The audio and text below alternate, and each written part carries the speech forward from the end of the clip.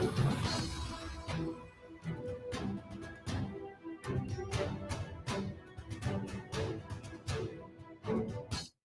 ਸ਼੍ਰੀ ਅਕਾਲ। ਤੁਸੀਂ ਜੁੜੇ ਹੋਏ ਹੋ ਪੰਜਾਬੀ ਰੇਡੀਓ USA ਦੇ ਨਾਲ ਤੇ ਮੈਂ ਹਾਂ ਪ੍ਰਵੀਨ ਸ਼ਰਮਾ ਲੈ ਕੇ ਹਾਜ਼ਰ ਹਾਂ ਪ੍ਰੋਗਰਾਮ ਖਬਰ ਤੇ ਨਜ਼ਰ। ਖਬਰ ਤੇ ਨਜ਼ਰ ਪ੍ਰੋਗਰਾਮ ਦੇ ਵਿੱਚ ਕਈ ਅਹਿਮ ਤੇ ਕਈ ਖਾਸ ਖਬਰਾਂ ਨੂੰ ਲੈ ਕੇ ਚਰਚਾ ਕਰਨ ਦੇ ਲਈ ਜੁੜ ਚੁੱਕੇ ਨੇ ਪੰਜਾਬ ਤੋਂ ਪੱਤਰਕਾਰ ਦੀਪਕ ਸ਼ਰਮਾ ਚਨਾਰਥਲ ਜੀ। ਸ਼ਰਮਾ ਜੀ, ਸਤਿ ਸ਼੍ਰੀ ਅਕਾਲ। ਸਵਾਗਤ ਹੈ ਜੀ ਪੰਜਾਬੀ ਰੇਡੀਓ USA ਤੇ। ਸਤਿ ਸ਼੍ਰੀ ਅਕਾਲ ਪ੍ਰਵੀਨ ਜੀ, ਸਾਰੇ ਦਰਸ਼ਕਾਂ ਨੂੰ ਸਰੋਤਿਆਂ ਨੂੰ ਮੇਰੀ ਪਿਆਰ ਭਰੀ ਸਤਿ ਸ਼੍ਰੀ ਅਕਾਲ ਜੀ। ਖਬਰ ਤੇ ਨਜ਼ਰ ਪ੍ਰੋਗਰਾਮ ਨੂੰ ਸਪਾਂਸਰ ਕਰਦੇ ਨੇ ਖਾਲਸਾ ਇੰਸ਼ੋਰੈਂਸ ਏਜੰਸੀ ਵਾਲੇ, ਜਿਨ੍ਹਾਂ ਤੋਂ ਤੁਸੀਂ ਹਰ ਤਰੀਕੇ ਦੀ ਇੰਸ਼ੋਰੈਂਸ ਲੈ ਸਕਦੇ ਹੋ। ਇੰਸ਼ੋਰੈਂਸ ਬਾਰੇ ਪਤਾ ਕਰਨ ਦੇ ਲਈ ਇਹਨਾਂ ਦਾ ਨੰਬਰ ਹੈ 408-272-2500। ਇਹ ਪਿਛਲੇ 3 ਦਹਾਕਿਆਂ ਤੋਂ ਵੱਧ ਇੰਸ਼ੋਰੈਂਸ ਬਿਜ਼ਨਸ ਦੇ ਵਿੱਚ ਨੇ, ਸ਼ਾਨਦਾਰ ਸੇਵਾਵਾਂ ਦੇ ਰਹੇ ਨੇ। ਅਮਰੀਕਾ ਭਰ ਦੇ ਵਿੱਚ ਇੰਸ਼ੋਰੈਂਸ ਕਰਦੇ ਨੇ। ਓਬਾਮਾ ਕੇਅਰ ਜਾਂ ਹੋਰ ਇੰਸ਼ੋਰੈਂਸ ਦੇ ਬਾਬਤ, ਮੈਡੀਕੇਅਰ ਦੇ ਬਾਬਤ ਤੁਸੀਂ ਅੱਜ ਹੀ ਕਾਲ ਕਰੋ 408-272-2500।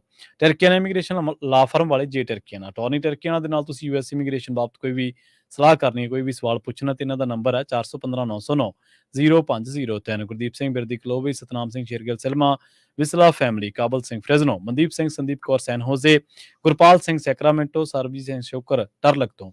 ਇਹਨਾਂ ਸਾਰੇ ਹੀ ਸਪਾਂਸਰਸ ਦਾ ਬਹੁਤ ਬਹੁਤ ਧੰਨਵਾਦ। ਤੇ ਜੇਕਰ ਤੁਸੀਂ ਵੀ ਪੰਜਾਬੀ ਰੇਡੀਓ USA ਦੇ ਇਹਨਾਂ ਪ੍ਰੋਗਰਾਮਾਂ ਨੂੰ ਸਪਾਂਸਰ ਕਰਨਾ ਚਾਹੁੰਦੇ ਹੋ ਤਾਂ ਸਟੂਡੀਓ ਦਾ ਨੰਬਰ ਹੈ 408-272-5200। ਪ੍ਰੋਗਰਾਮ ਖਬਰ ਤੇ ਨਜ਼ਰ ਨੂੰ ਤੁਸੀਂ ਇਸ ਵੇਲੇ ਸੁਣ ਰਹੇ ਹੋ AM FM ਸਟੇਸ਼ਨਸ ਦੇ ਨਾਲ ਰੇਡੀਓ ਸੈੱਟ ਤੇ, ਨੈੱਟ ਤੇ, mobile app, social media platforms, Facebook, YouTube ਤੇ ਸੁਣ ਰਹੇ ਹੋ, ਦੇਖ ਰਹੇ ਹੋ। ਸਾਰਿਆਂ ਦਾ ਹੀ ਪ੍ਰੋਗਰਾਮ ਖਬਰ ਤੇ ਨਜ਼ਰ ਦੇ ਵਿੱਚ ਸਵਾਗਤ ਹੈ। ਅੱਜ ਦਾ ਇਹ ਖਬਰ ਤੇ ਨਜ਼ਰ ਪ੍ਰੋਗਰਾਮ ਸਾਲ 2023 ਦੀ 11 ਤਰੀਕ ਦਾ ਪ੍ਰੋਗਰਾਮ ਹੈ। 11 ਦਸੰਬਰ ਅੱਜ ਤੇ ਦਿਨ ਅੱਜ ਸੋਮਵਾਰ ਹੈ। ਸੋ ਪ੍ਰੋਗਰਾਮ ਦੇ ਵਿੱਚ ਆਪਾਂ ਅੱਗੇ ਵਧਦੇ ਹਾਂ ਪਹਿਲੀ ਖਬਰ ਦੇ ਵੱਲ। ਤੇ ਸ਼ਰਮਾ ਜੀ, ਗੱਲ ਕਰੀਏ ਪੰਜਾਬ ਦੇ ਕਰਜ਼ੇ ਦੀ ਤੇ ਨਾਲੋਂ ਨਾਲ ਪੰਜਾਬ ਦਾ ਜਿਹੜਾ ਹੱਕ ਹਕੂਕ ਹੈ, ਜਿਹੜਾ ਕੇਂਦਰ ਦੇ ਨਹੀਂ ਰਿਹਾ। ਕਹਿੰਦੇ ਕੇਂਦਰ ਹੈ ਜਿਹੜਾ ਪੰਜਾਬ ਦੇ 8000 ਕਰੋੜ ਰੁਪਏ ਤੇ ਕੁੰਡਲੀ ਮਾਰ ਕੇ ਬੈਠਾ ਜੀ। ਪ੍ਰਵੀਨ ਜੀ, ਆਪਾਂ ਚੰਦ ਦਿਨ ਪਹਿਲਾਂ ਹੀ 650 ਕਰੋੜ ਦੇ ਹਵਾਲੇ ਨਾਲ ਇੱਕ ਚਰਚਾ ਕਰਕੇ ਹਟੇ ਆ ਹਾਂਜੀ ਕਿ ਕੇਂਦਰ ਨੇ ਸਾਡੇ ਜਿਹੜੇ ਮੁੱਢਲੇ ਸਿਹਤ ਕੇਂਦਰ ਆ ਉਹਨਾਂ ਦਾ 650 ਕਰੋੜ ਰੁਪਈਆ ਰੋਕਿਆ ਹੋਇਆ ਜੀ। ਤੇ ਉਹਦੇ ਵਿੱਚ ਉਹਨਾਂ ਦੇ ਤਰਕ ਨੇ ਜਿਹੜੇ ਉਹ ਰਾਜਨੀਤੀਕਰਨ ਕਰਕੇ ਵੀ ਸਮਝ ਆਉਂਦੇ ਨੇ ਤੇ ਇੱਧਰ ਦੀਆਂ ਸਰਕਾਰ ਦੀਆਂ ਨਲਾਇਕੀਆਂ ਕਰਕੇ ਵੀ ਸਮਝ ਆਉਂਦੇ। ਪਰ ਹੁਣ ਲਗਾਤਾਰ ਲੋਕ ਸਭਾ ਤੇ ਰਾਜ ਸਭਾ ਦਾ ਸਾਡਾ ਸਰਦਰ ਉੱਤੇ ਇਜਲਾਸ ਹੈ ਜਿਹੜਾ ਉਹ ਚੱਲ ਰਿਹਾ ਤੇ ਪੰਜਾਬ ਦੇ ਮੈਂਬਰ ਪਾਰਲੀਮੈਂਟ ਆਪੋ ਆਪਣੀ ਗੱਲ ਵੀ ਰੱਖ ਰਹੇ ਨੇ ਜੀ। ਜਿਹੜੀਆਂ ਪਾਰਟੀਆਂ ਨਾਲ ਸੰਬੰਧਿਤ ਨੇ ਉਹ ਆਪਣੀ ਪਾਰਟੀ ਦੇ ਹਿੱਤਾਂ ਨੂੰ ਧਿਆਨ 'ਚ ਰੱਖ ਕੇ ਪੰਜਾਬ ਦੇ ਮੁੱਦਿਆਂ ਨੂੰ ਉੱਥੇ ਰੱਖ ਵੀ ਰਹੇ ਜੀ। ਤੇ ਫਰਕ ਸਿਰਫ ਇੰਨਾ ਕਿ ਸੱਤਾਧਾਰੀ ਧਿਰ ਨਾਲ ਸੰਬੰਧਿਤ ਜਿਹੜੇ ਰਾਜ ਸਭਾ ਮੈਂਬਰ ਨੇ ਉਹਨਾਂ ਦੀਆਂ ਉੱਥੇ ਰੱਖੀ ਹੋਈਆਂ ਗੱਲਾਂ ਅਖਬਾਰਾਂ 'ਚ ਸੁਰਖੀਆਂ ਬਣ ਜਾਂਦੀਆਂ, ਬਾਕੀ ਦੀ ਗੱਲਾਂ ਸੋਸ਼ਲ ਮੀਡੀਆ ਤੇ ਰਹਿ ਜਾਂਦੀਆਂ ਜੀ। ਪਰ ਇਹਦੇ ਵਿੱਚ ਇੱਕ ਪਹਿਲੂ ਜਿਹੜਾ ਉੱਭਰ ਕੇ ਆਇਆ ਉਹ ਅਹਿਮ ਹੈ ਕਿ ਕੱਲਾ ਸਿਹਤ ਮਾਮਲਾ ਹੀ ਨਹੀਂ, ਕੱਲਾ ਪੇਂਡੂ ਵਿਕਾਸ ਫੰਡ ਇਹ ਨਹੀਂ ਜੀ। ਲਗਭਗ ਵੱਖੋ-ਵੱਖ ਤਰ੍ਹਾਂ ਦੇ ਫੰਡ ਜਿਹੜੇ ਪੰਜਾਬ ਦੇ ਸਿਹਤ ਲਈ, ਪੰਜਾਬ ਦੇ ਵਿਕਾਸ ਲਈ, ਪੰਜਾਬ ਦੇ ਪਿੰਡਾਂ ਦੇ ਲਈ, ਸ਼ਹਿਰਾਂ ਦੇ ਲਈ, ਹੋਰ ਵੱਖੋ ਪ੍ਰੋਜੈਕਟਾਂ ਦੇ ਲਈ ਜਿਹੜੇ ਪੈਸੇ ਅਦਾਇਗੀ ਕੇਂਦਰ ਨੇ ਕਰਨੀ ਹੈ ਉਹ ਵੀ ਨਹੀਂ ਕਰ ਰਿਹਾ। ਇੱਕ ਤਾਂ ਹੁੰਦਾ ਕਿ ਕੋਈ ਨਵੀਂ ਤਜਵੀਜ਼ ਜਾਵੇ, ਨਵਾਂ ਪ੍ਰੋਜੈਕਟ ਜਾਵੇ, ਨਵੀਂ ਕੋਈ ਡਿਮਾਂਡ ਜਾਵੇ, ਇੱਕ ਤਾਂ ਉਹ ਪੱਖ ਹੁੰਦਾ। ਇੱਕ ਹੁੰਦਾ ਕਿ ਇੱਕ ਤੈਅ ਹੋਇਆ ਪੈਮਾਨਾ, ਇੱਕ ਪ੍ਰੋਜੈਕਟ ਪਾਸ ਹੋਏ ਨੇ, ਇੱਕ ਯੋਜਨਾਵਾਂ ਤਹਿਤ ਤੁਸੀਂ ਦੇਣੇ ਹੀ ਨੇ, ਇਹ ਉਹ ਫੰਡ ਨੇ ਜੀ। ਔਰ ਕੁੱਲ ਕਰੀਬ 8000 ਕਰੋੜ ਦੇ ਕਰੀਬ ਇਹ ਪੈਸਾ ਹੈ ਜਿਹੜਾ ਕੇਂਦਰ, ਜੇ ਮੈਂ ਸਿੱਧਾ ਕਹਾਂ ਤਾਂ ਉਹਦੇ ਉੱਪਰ ਕੁੰਡਲੀ ਮਾਰ ਕੇ ਬੈਠਾ ਹੈ। ਠੀਕ ਹੈ ਜੀ। ਮਤਲਬ ਇਹ ਪੰਜਾਬ ਦੇ ਪੈਸਾ ਸਿੱਧਾ ਦੱਬ ਕੇ ਬੈਠਾ ਹੈ। ਸੰਦੀਪ ਪਾਠਕ ਵੀ ਕੱਲ ਰਾਜ ਸਭਾ ਦੇ ਵਿੱਚ ਪੇਂਡੂ ਵਿਕਾਸ ਫੰਡ ਨੂੰ ਲੈ ਕੇ ਮੁੱਦਾ ਚੱਕ ਰਹੇ ਸੀ ਤੇ ਆਪਾਂ ਇਹਦੇ ਪਰ ਲੰਮੇ ਸਮੇਂ ਤੋਂ ਗੱਲ ਕਰਦੇ ਆ ਰਹੇ ਹਾਂ। ਪੰਜਾਬ ਦਾ ਪੇਂਡੂ ਵਿਕਾਸ ਫੰਡ ਕਰੀਬ 5000 ਕਰੋੜ ਤੋਂ ਵੱਧ ਹੈ ਜਿਹੜਾ ਉੱਥੇ ਰੁਕਿਆ ਹੋਇਆ ਜੀ।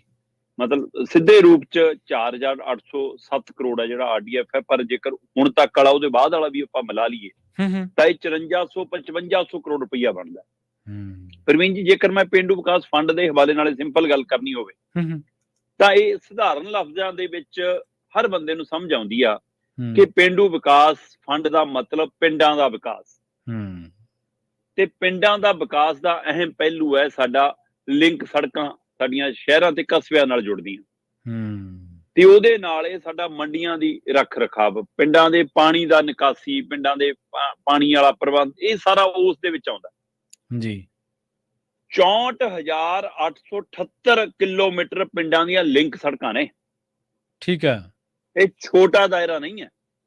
64,878 ਪਿੰਡਾਂ ਦੀਆਂ ਉਹ ਲਿੰਕ ਸੜਕਾਂ ਨੇ ਜਿਹੜੀਆਂ ਅਨਾਜ ਮੰਡੀਆਂ ਤੱਕ ਜਾਂਦੀਆਂ ਨੇ, ਜਿਹੜੀਆਂ ਮੰਡੀਆਂ ਨੂੰ ਨਾਲ ਸਾਡੇ ਪਿੰਡਾਂ ਨਾਲ ਜੋੜਦੀਆਂ ਨੇ। ਔਰ ਹਰ 5 ਤੋਂ 6 ਸਾਲ ਬਾਅਦ ਇਹਨਾਂ ਦੀ ਮੁਰੰਮਤ ਲਾਜ਼ਮੀ ਹੈ ਜੀ ਸੜਕਾਂ ਦੀ। ਸੋ ਜੇ 6 ਸਾਲ ਦੇ ਹਵਾਲੇ ਨਾਲ ਵੀ ਆਪਾਂ ਦੇਖੀਏ, ਕਹਿੰਦੇ 2022-23 ਦੇ ਵਿੱਚ 4000 ਤੋਂ ਵੱਧ 4500 ਕਿਲੋਮੀਟਰ ਦੇ ਕਰੀਬ ਸੜਕਾਂ ਦੀ ਮਤਲਬ ਕਿ ਦੁਬਾਰਾ ਰਿਪੇਅਰ ਦਾ ਕੰਮ ਬਕਾਇਆ ਖੜਾ ਹੈ ਜੀ, ਜਿਹਦੇ ਲਈ ਕਰੀਬ 692 ਕਰੋੜ ਰੁਪਏ ਦੀ ਤੁਰੰਤ ਜ਼ਰੂਰਤ ਹੈ। ਠੀਕ ਹੈ। ਇਸੇ ਤਰ੍ਹਾਂ 23-24 ਦੇ ਵਿੱਚ ਵੀ 8000 ਕਿਲੋਮੀਟਰ ਤੋਂ ਵੱਧ ਸੜਕਾਂ ਦਾ ਮੁਰੰਮਤ ਦਾ ਕੰਮ ਖੜਾ ਹੈ। ਉਹਦੇ ਲਈ ਵੀ ਮਤਲਬ ਜੇਕਰ ਆਪਾਂ ਗੱਲ ਕਰੀ 31 ਮਾਰਚ 2024 ਤੱਕ ਜੇਕਰ ਸੜਕਾਂ ਦੀ ਰਿਪੇਅਰ ਹੁੰਦੀ ਹੈ ਤਾਂ ਉਹਦੇ ਲਈ ਵੀ 2000 ਕਰੋੜ ਦੇ ਕਰੀਬ ਫੰਡ ਚਾਹੀਦਾ। ਤੇ ਇਸ ਲਈ ਇਹ ਉਹ ਹੈ, ਇਹ ਤੋਂ ਬਿਨਾਂ ਬਾਕੀ ਮੰਡੀਆਂ ਦੇ ਲਈ ਤੇ ਹੋਰ ਸਾਰੇ ਲਈ। ਸੋ ਜਿਹੜਾ ਇੱਕ ਤੈਅ ਪੈਮਾਨਾ ਹੈ ਕਿ ਤੁਸੀਂ ਸਾਡੀ ਖਰੀਦ ਕਰਦੇ ਹੋ, ਜਿਹੜੀ ਉਸ ਖਰੀਦ ਦੇ ਹਵਾਲੇ ਨਾਲ ਸਾਡਾ ਜਿਹੜਾ ਪਰਸੈਂਟੇਜ ਬਣ ਕੇ ਤੁਸੀਂ ਤੈਅ ਕੀਤਾ, ਉਹ ਸਾਡਾ ਪੇਂਡੂ ਵਿਕਾਸ ਫੰਡ ਸਾਨੂੰ ਮਿਲਣਾ। ਤੇ ਤੁਸੀਂ ਇੱਕ ਪਾਸੇ ਦਮ ਭਰਦੇ ਹੋ ਕਿ ਖਰੀਦ ਤੇ 24 ਘੰਟਿਆਂ ਚ ਅਦਾਇਗੀ। ਇਹ ਅਦਾਇਗੀ ਜਿੱਥੇ ਕਿਸਾਨ ਨੂੰ ਹੁੰਦੀ ਹੈ ਉੱਥੇ ਪੰਜਾਬ ਵੀ ਤਾਂ ਉਹਦੇ ਵਿੱਚ ਉਸੇ ਭੂਮਿਕਾ ਚ ਹੈ ਨਾ। ਹਾਂਜੀ, ਅਨਾਜ ਖਰੀਦਣ ਦੇ ਵਿੱਚ ਜਿਹੜਾ ਮੰਡੀ ਬੋਰਡ ਕੰਮ ਨਿਭਾ ਰਿਹਾ ਹੈ, ਤੇ ਫਿਰ ਮੰਡੀ ਬੋਰਡ ਨੂੰ ਉਹਦੀ ਅਦਾਇਗੀ ਕਿਉਂ ਨਹੀਂ ਕਰਨੀ ਬਈ? ਇਹ ਸਾਰੇ ਕਾਰਜ ਮੰਡੀ ਬੋਰਡ ਦੇ ਹਵਾਲੇ ਨਾਲੇ ਨੇ। ਸੋ 5500 ਕਰੋੜ ਦੇ ਕਰੀਬ ਇਹ ਪੈਸਾ ਰੋਕਿਆ ਹੋਇਆ ਜੀ। ਇਹ ਤੋਂ ਬਾਅਦ ਆਪਾਂ 3 ਦਿਨ ਪਹਿਲਾਂ ਹੀ ਗੱਲ ਕਰਕੇ ਹਟੇ ਕਿ ਉਹਨਾਂ ਨੇ ਨੁਕਤਾ ਲਾਇਆ ਕਿ ਜੀ ਤੁਹਾਡੇ ਮੁੱਢਲੇ ਸਿਹਤ ਕੇਂਦਰ ਉਸ ਰੂਪ ਚ ਨਹੀਂ ਹੈਗੇ, ਹੈ ਤੁਹਾਡੇ ਪ੍ਰਾਇਮਰੀ ਹੈਲਥ ਸੈਂਟਰਾਂ ਦੀ ਉਹ ਦਿੱਖ ਨਹੀਂ ਹੈਗੀ, ਹੈ ਇਸ ਲਈ ਅਸੀਂ ਪੈਸਾ ਰੋਕ ਰਹੇ ਹਾਂ। ਕੇਂਦਰ ਆਪਣੀ ਟੀਮ ਭੇਜੇ, ਕੇਂਦਰ ਆਪਣੇ ਨੁਮਾਇੰਦੇ ਭੇਜੇ, ਪੰਜਾਬ ਸਰਕਾਰ ਨਾਲ ਬੈਠਕ ਕਰੋ, ਪੰਜਾਬ ਦੇ ਸਿਹਤ ਮੰਤਰਾਲੇ ਨਾਲ ਬੈਠਕ ਕਰੋ, ਹੈ ਮੌਕੇ ਦਾ ਘਟਨਾਕ੍ਰਮ ਦਾ ਦੌਰਾ ਕਰੋ, ਉਹਨਾਂ ਨੂੰ ਉੱਥੇ ਹਦਾਇਤਾਂ ਦਿਓ, ਸਮਾਂ ਹੱਦ ਦਿਓ, ਇੰਨੇ ਦੇਰ ਚ ਆਹ ਚੀਜ਼ ਚਾਹੀਦੀ ਹੈ, ਏਦਾਂ ਹੀ ਚਾਹੀਦੀ ਆ। ਪਰ ਪੈਸਾ ਰੋਕਣ ਵਾਲਾ ਕਿਹੜਾ ਤਰੀਕਾ ਜਨਾਬ? ਤੁਸੀਂ ਫਾਰਮੈਲਿਟੀਆਂ ਪੂਰੀਆਂ ਕਰਾ ਲਓ, ਉਹ ਸਰਕਾਰ ਦੇ ਲੈਵਲ ਤੇ ਹੈ ਨਾ। ਪੈਸਾ ਤਾਂ ਪੰਜਾਬ ਲਈ ਆਉਣਾ ਨਾ, ਲੋਕਾਂ ਦਾ ਤਾਂ ਕੋਈ ਕਸੂਰ ਨਹੀਂ ਲਈ ਆਉਣਾ ਨਾ। ਲੋਕਾਂ ਦਾ ਕੀ ਕਸੂਰ? ਬਿਲਕੁਲ ਪੰਜਾਬ ਦੇ ਲੋਕਾਂ ਦਾ। ਤੁਹਾਡਾ ਰਾਜਨੀਤਿਕ ਟਕਰਾਅ ਟੱਕਰੋ, ਤੁਹਾਡਾ ਦਫ਼ਤਰੀ ਬਾਬੂਆਂ ਦਾ ਆਪਸੀ ਕੋਈ ਫਾਈਲਾਂ ਦਾ ਮੇਲ ਮਿਲਾਪ ਨਹੀਂ ਹੋ ਰਿਹਾ, ਮਿਲੋ। ਪੰਜਾਬ ਦਾ ਪੈਸਾ ਰੋਕਣ ਦਾ ਮਤਲਬ ਇਹ ਸਿੱਧਾ ਕੇਂਦਰ ਦਾ ਧੱਕਾ ਹੈ ਪੰਜਾਬ ਨਾਲ ਜੀ। ਇਹ ਜੀ ਦੋ ਤਰ੍ਹਾਂ ਦਾ ਪੈਸਾ, ਇੱਕ ਆਪਾਂ 650 ਕਰੋੜ ਦੇ ਹਵਾਲੇ ਨਾਲ ਗੱਲ ਕਰ ਰਹੇ ਹਾਂ, ਦੂਸਰਾ ਕੇਂਦਰ ਦੀਆਂ ਕੁਝ ਯੋਜਨਾਵਾਂ ਨੇ ਪ੍ਰਵੀਨ ਜੀ, ਜਿਵੇਂ ਉਹ ਕਹਿੰਦੇ Ayushman Bharat health and wellness centre, ਇਹਦਾ ਕਰੀਬ 1100 ਕਰੋੜ ਤੋਂ ਵੱਧ ਦਾ ਪੈਸਾ ਸਾਡਾ, ਠੀਕ ਹੈ, ਜਿਹਦੇ ਵਿੱਚੋਂ 400 ਕਰੋੜ ਜਾਰੀ ਵੀ ਹੋ ਗਿਆ ਜੀ, ਤੇ ਬਾਅਦ ਚੋਂ ਜਿਹੜਾ 700 ਕਰੋੜ ਕੁਝ ਸੀਗਾ ਉਹਦੇ ਪਰ ਰੋਕ ਲਾ ਲਈ ਹੁਣ, ਠੀਕ ਹੈ। ਇਹ ਨਹੀਂ ਦਿੰਦੇ ਜੀ ਕਹਿੰਦੇ। ਇਸੇ ਤਰ੍ਹਾਂ 1837 ਕਰੋੜ ਰੁਪਈਆ ਸਾਡਾ ਜਿਹੜਾ ਵੱਖੋ-ਵੱਖ ਪ੍ਰੋਜੈਕਟਾਂ ਦੇ ਹਵਾਲੇ ਨਾਲ ਸਾਡਾ ਆਉਣਾ ਹੈ, ਲਗਭਗ 2000 ਕਰੋੜ ਦੇ ਕਰੀਬ ਇਹ ਰਾਸ਼ੀ ਹੈ ਨਾ। ਉਹ ਜਿਹੜਾ ਮਤਲਬ ਵਿਸ਼ੇਸ਼ ਸਹਾਇਤਾ ਵਜੋਂ ਦਿੱਤੇ ਜਾਂਦੇ ਨੇ ਕਿ ਆਹ ਪ੍ਰੋਜੈਕਟ ਨੇ ਜੀ, ਉਹ ਪ੍ਰੋਜੈਕਟ ਪਹਿਲਾਂ ਬਣ ਕੇ ਚਲੇ ਜਾਂਦੇ ਨੇ। 103 ਵਿਕਾਸ ਪ੍ਰੋਜੈਕਟ ਨੇ ਸਾਡੇ, 100 ਤੋਂ ਵੱਧ ਵਿਕਾਸ ਪ੍ਰੋਜੈਕਟ ਨੇ ਜਿਹੜੇ ਹੁਣ ਸਿੱਧੇ ਰੁਕ ਗਏ ਇਹ ਪੈਸੇ ਨਾ ਆਉਣ ਨਾਲ। ਮਤਲਬ ਇੱਕ ਤਰੀਕਾ ਹੁੰਦਾ ਹੈ ਕਿ ਤੁਸੀਂ ਇੰਨਾ ਲੋਕਾਂ ਨੂੰ ਤੰਗ ਪਰੇਸ਼ਾਨ ਕਰ ਦੋ ਕਿ ਲੋਕ ਕਹਿਣ ਯਾਰ ਕਿ ਇਹਦੇ ਨਾਲ ਤਾਂ ਇਹਨਾਂ ਨੂੰ ਇਹ ਚੁਣ ਲਓ। ਕੀ ਇਹ ਤਰੀਕਾ ਅਪਣਾ ਰਹੀ ਹੈ ਭਾਜਪਾ? ਬਾਮ ਰੋਡ ਵਾਲਾ ਕੀ ਭਾਜਪਾ ਇਸ ਤਰੀਕੇ ਦੇ ਲੋਕ ਕਹਿਣ ਕਿ ਅੱਛਾ, ਉਹ ਕਿਉਂਕਿ ਮੋਦੀ ਜੀ ਕਹਿੰਦੇ ਆ ਨਾ ਕਿ ਡਬਲ ਇੰਜਣ। ਹਾਂਜੀ, ਬਹੁਤ ਪ੍ਰਚਾਰਿਆ ਜਾਂਦਾ ਕਿ ਮੋਦੀ ਜੀ ਤੁਸੀਂ ਵੀ ਦੇਸ਼ ਦੇ ਪ੍ਰਧਾਨ ਮੰਤਰੀ ਹੋ ਤੇ ਸੂਬੇ ਦੀ ਜਿਹੜੀ ਸਰਕਾਰ ਚੁਣੀ ਜਾਂਦੀ ਉਹ ਸੂਬੇ ਦੀ ਸਰਕਾਰ, ਪਾਰਟੀਬਾਜੀ ਚੋਂ ਤਾਂ ਨਿਕਲੇ ਹੋ, ਦੇਸ਼ ਨੇ ਤੁਹਾਨੂੰ ਪ੍ਰਧਾਨ ਮੰਤਰੀ ਤੱਕ ਬਣਾਤਾ।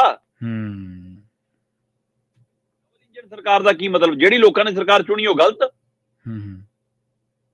ਜੇ ਤੁਹਾਡੇ ਵਾਲੀ ਪਾਰਟੀ ਚੁਣ ਲਈ ਤਾਂ ਲੋਕ ਸਹੀ। ਇਹ ਪੰਜਾਬ ਨੇ ਦੇਖਣਾ ਅਗਲੀ ਵਾਰ ਕਿ ਇਹਨਾਂ ਨੂੰ ਚੁਣਨਾ, ਆਪ ਨੂੰ ਨਹੀਂ ਚੁਣਨਾ। ਜੇ ਨਲਾਇਕ ਹੋਣਗੇ ਨਹੀਂ ਚੁਣੂਗਾ, ਪਹਿਲੇ ਨਲਾਇਕ ਨਿਕਲ ਕੇ ਲੋਕਾਂ ਨੇ ਲਾਂਭੇ ਕਰਤੇ।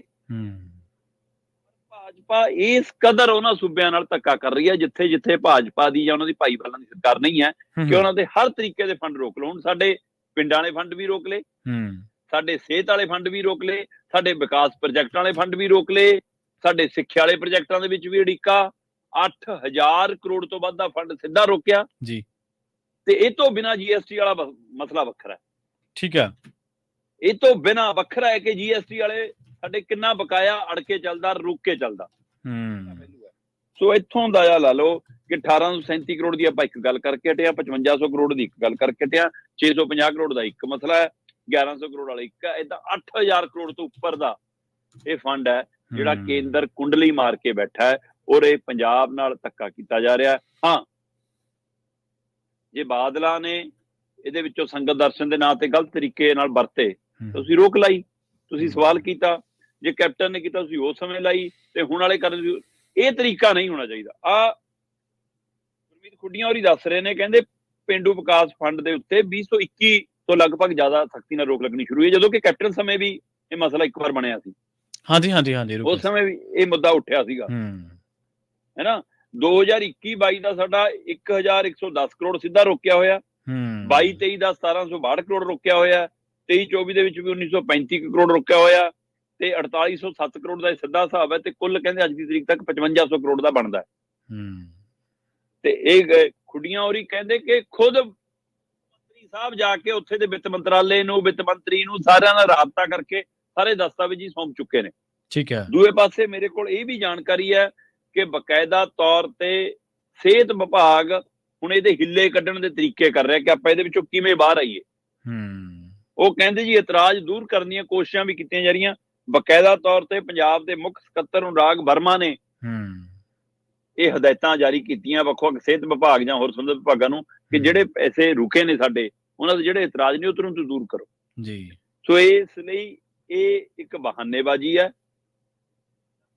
ਤੇ ਇਹ ਬਹਾਨਾ ਸਿਰਫ ਤੇ ਸਿਰਫ ਇਸ ਲਈ ਹੈ ਕਿ ਪੰਜਾਬ 'ਚ ਭਾਜਪਾ ਦੀ ਸਰਕਾਰ ਨਹੀਂ ਹੈ, ਤੇ ਸਾਡਾ 8000 ਕਰੋੜ ਰੁਪਇਆ ਰੋਕ ਕੇ ਪੰਜਾਬ ਨੂੰ ਲੀਹ ਤੋਂ ਲਾਉਣ ਦੀ ਕੋਸ਼ਿਸ਼ ਹੈ, ਤਾਂ ਕਿ ਫਿਰ ਕੱਲ ਨੂੰ ਪ੍ਰਚਾਰੀਏ ਕਿ ਡਬਲ ਇੰਜਣ ਬਣਾਓ, ਤਾਂ ਤੁਹਾਡੀ ਗੱਡੀ ਪਟੜੀ ਲੀਹ ਤੇ ਚੱਲੂਗੀ ਤੁਹਾਡੀ ਗੱਡੀ। ਸੋ ਇਸ ਲਈ ਇਹ ਇੱਕ ਸ਼ਰਾਰਤ ਹੈ। ਜਦੋਂ ਤੁਸੀਂ ਬਾਂਹ ਮਰੋੜਦੇ ਹੋ ਨਾ ਲੋਕਾਂ ਦੀ ਧੱਕੇ ਨਾਲ ਆਪਣੇ ਰਾਜਸੀ ਹਿੱਤਾਂ ਦੇ ਲਈ ਜਾਂ ਸਿਆਸਤ ਦੇ ਲਈ, ਜ਼ਰੂਰੀ ਨਹੀਂ ਲੋਕ ਤੁਹਾਡੇ ਕੋਲੇ ਵੀ ਆ ਜਾਣ, ਲੋਕ ਤੁਹਾਡੇ ਤੋਂ ਡਰ ਜਾਣ। ਲੋਕ ਕਈ ਵਾਰੀ ਬੈਕਫਾਇਰ ਵੀ ਕਰ ਦਿੰਦੇ ਆ ਚੀਜ਼ਾਂ, ਕਈ ਵਾਰੀ ਬੈਕਫਾਇਰ ਵੀ ਰਾਜਨੀਤੀ ਦੇ ਵਿੱਚ ਕਰ ਜਾਂਦੀਆਂ। ਔਰ ਪੰਜਾਬੀ ਜਿਸ ਤਰੀਕੇ ਤੁਸੀਂ ਬੜੀ ਤਫਸੀਲ ਦਿੱਤੀ ਔਰ ਬੜਾ ਵੱਖ-ਵੱਖ ਹਵਾਲਿਆਂ ਦੇ ਨਾਲ ਸ਼ਰਮਾ ਜੀ ਤੁਸੀਂ ਦੱਸਿਆ ਇਹ ਚੀਜ਼ਾਂ, ਤਾਂ ਦੇਖੋ ਡਬਲ ਇੰਜਨ ਜਿੱਥੇ ਹੈਗਾ ਉੱਥੋਂ ਦੀਆਂ ਸਰਕਾਰਾਂ ਦਾ ਵੀ ਕਦੇ ਨਾ ਕਦੇ ਆਪਾਂ ਲੇਖਾ ਜੋਖਾ ਕਰ ਲਾਂਗੇ, ਏਡੀ ਗੱਲ ਨਹੀਂ ਹੈ। ਪਰ ਫਿਰ ਵੀ ਇਹ ਅਸਲ ਦੇ ਵਿੱਚ ਇਹ ਸੰਘੀ ਢਾਂਚੇ ਦੀ ਸੰਘੀ ਕੁੱਟਣਾ ਰਾਜਾਂ ਦੇ। ਤੁਸੀਂ ਸਰਕਾਰ ਬਣਾਉਣੀ ਹੈ, ਇੰਦਰਾ ਗਾਂਧੀ ਬਹੁਤ ਕੁਛ ਕਰਦੀ ਰਹੀ ਹੈ, ਰਾਜਪਾਲਾਂ ਦੇ ਜ਼ਰੀਏ ਉਹਨੇ ਬਹੁਤ ਕੁਛ ਕੀਤਾ, ਕੀ ਉਹ ਸਾਰਾ ਕੁਝ ਸਥਾਈ ਰਹਿ ਗਿਆ? ਨਹੀਂ, ਚੀਜ਼ਾਂ ਬਦਲ ਗਈਆਂ, ਲੋਕਾਂ ਨੇ ਰੈਕਟ ਕੀਤਾ ਉਹਨੂੰ ਵੀ। ਸੋ ਇਹ ਵੀ ਇੱਥੇ ਵੀ ਚੀਜ਼ਾਂ ਨਹੀਂ ਰਹਿਣੀਆਂ ਇਸ ਤਰ੍ਹਾਂ। ਠੀਕ ਹੈ, ਜੇ ਡੈਮੋਕ੍ਰੇਸੀ ਕਹਿਣ ਨੂੰ ਆ ਤਾਂ ਉਹ ਇੰਪਲੀਮੈਂਟ ਹੋਣੀ ਚਾਹੀਦੀ ਹੈ, ਜੇਕਰ ਆਪਾਂ ਉਸ ਲਿਹਾਜ਼ ਦੇ ਨਾਲ ਦੇਖੀਏ ਤਾਂ। ਬਿਲਕੁਲ। ਡਰੱਗਸ ਤੇ ਡਰੋਨ ਦੀ ਗੱਲ ਕਰੀਏ ਸ਼ਰਮਾ ਜੀ, BSF ਨੇ ਸਰਹੱਦ ਕੰਟਰੋਲ ਕੀਤੀ ਹੈ ਕਿ ਫਿਰ ਇਹਦੇ ਰਾਹੀਂ ਜਾਂ ਇਹਦੇ ਜ਼ਰੀਏ ਪੰਜਾਬ ਕੀਤਾ? ਬਿਲਕੁਲ ਜੀ, BSF ਨੇ ਵੱਡੇ ਦਾਅਵੇ ਕੀਤੇ ਨੇ, ਆਪਣੇ ਅੰਕੜੇ ਪੇਸ਼ ਕੀਤੇ ਨੇ 2-3 ਸਾਲਾਂ ਦੀਆਂ ਕਾਰਵਾਈਆਂ ਦੇ ਜੀ। ਤੇ ਉਹਨਾਂ 2-3 ਸਾਲ ਦੀਆਂ ਕਾਰਵਾਈਆਂ ਦੇ ਦੌਰਾਨ ਉਹਨਾਂ ਨੇ ਪਾਕਿਸਤਾਨ ਲੱਗਦੀ ਸਰਹੱਦ ਦੇ ਹਵਾਲੇ ਨਾਲ ਖਾਸ ਕਰਕੇ ਉਹ ਤੱਥ ਸਾਹਮਣੇ ਲਿਆਂਦੇ ਨੇ ਜੀ ਕਿ ਜੰਮੂ ਕਸ਼ਮੀਰ 'ਚ ਅਸੀਂ ਕੀ ਕੁਛ ਬਰਾਮਦ ਕੀਤਾ, ਪੰਜਾਬ ਦੀ ਸਰਹੱਦ ਤੋਂ ਕੀ ਕੁਛ ਬਰਾਮਦ ਕੀਤਾ, ਰਾਜਸਥਾਨ ਦੀ ਸਰਹੱਦ ਤੋਂ ਕੀ ਕੁਛ ਬਰਾਮਦ ਕੀਤਾ, ਤੇ ਉਹਨਾਂ ਦੇ ਅੰਕੜੇ ਦਸਤਾਵੇਜ਼ ਸਾਹਮਣੇ ਰੱਖ ਰਹੇ ਨੇ ਜੀ। BSF ਨੇ ਕੱਲ ਬਕਾਇਦਾ ਪ੍ਰੈਸ ਕਾਨਫਰੰਸ ਕੀਤੀ, ਚੰਡੀਗੜ੍ਹ ਦੇ ਵਿੱਚ ਪ੍ਰੈਸ ਕਾਨਫਰੰਸ ਕੀਤੀ, ਤੇ ਉਹਦੇ ਵਿੱਚ ਇਹ ਦੱਸਿਆ ਕਿ ਜੀ ਪਾਕਿਸਤਾਨ ਦੀਆਂ ਹਰਕਤਾਂ ਤੇ ਸਾਡੀ ਲਗਾਤਾਰ ਨਜ਼ਰ ਆ, ਤੇ 3 ਸਾਲਾਂ 'ਚ ਡਰੋਨ ਰਾਹੀਂ ਆਈ 1221 ਕਿਲੋ ਹੈਰੋਇਨ ਅਸੀਂ ਜ਼ਬਤ ਕੀਤੀ ਆ।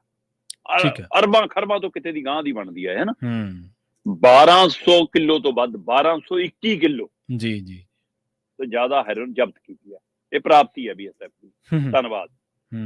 BSF ਕਹਿੰਦਾ ਜੀ 1 ਸਾਲ ਦੇ ਵਿੱਚ ਅਸੀਂ ਪਾਕਿਸਤਾਨ ਵਾਲੇ ਪਾਸਿਓਂ ਆਏ 95 ਡਰੋਨ ਡੇਗ ਲਏ, 95 ਡਰੋਨ ਮਾਰੇ ਜੀ।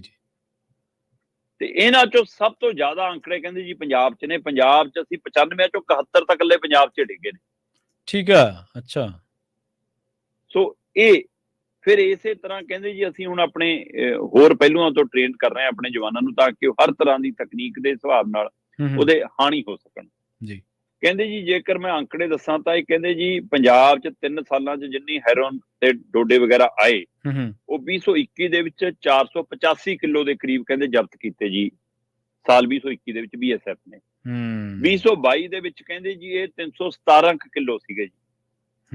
2023 ਦੇ ਵਿੱਚ 420 ਕਿਲੋ ਸੀਗੇ ਕਰੀਬ ਲਗਭਗ, ਤੇ 2023 ਦੇ ਵਿੱਚ ਹੁਣ ਤੱਕ ਕਹਿੰਦੇ ਜੀ ਅਸੀਂ 6 ਕਿਲੋ 5.17 ਕਿਲੋ ਜਿਹੜਾ ਡੋਡੇ ਆ ਉਹ ਫੜ ਲਿਆ ਜੀ।